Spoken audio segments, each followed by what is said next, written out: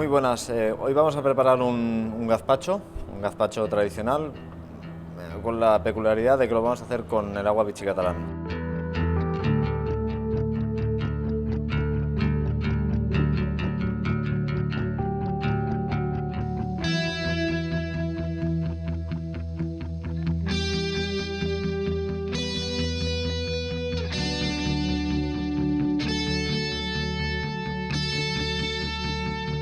Vamos a ir introduciendo los ingredientes: el pimiento rojo, pimiento verde, un poco de cebolla,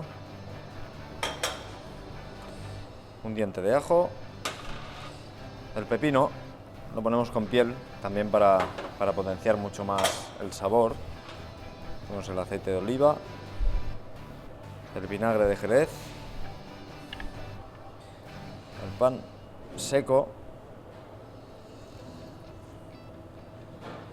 un poquito de sal, un poquito de pimienta, un poquito de pimentón dulce, introducimos el agua Vichy catalán,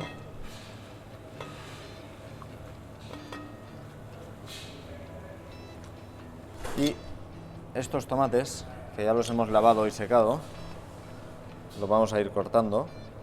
Nosotros lo que hacemos es dejar reposar esto durante un par de horas y luego lo trituraremos. Vamos a proceder a dorar un poquito el jamón. Aquí sí que no hace falta que añadamos aceite, porque ya con la misma grasa que suelta el jamón ya se nos va a tostar bien. Pues vamos ya a emplatar el gazpacho. Hemos cortado unas verduritas, las mismas verduritas que incorpora el gazpacho.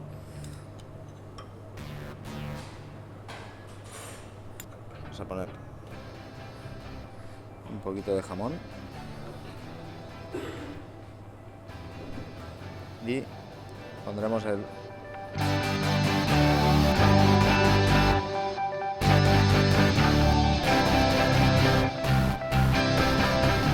y aquí tenemos un gazpacho refrescante para cuando venga el veranito.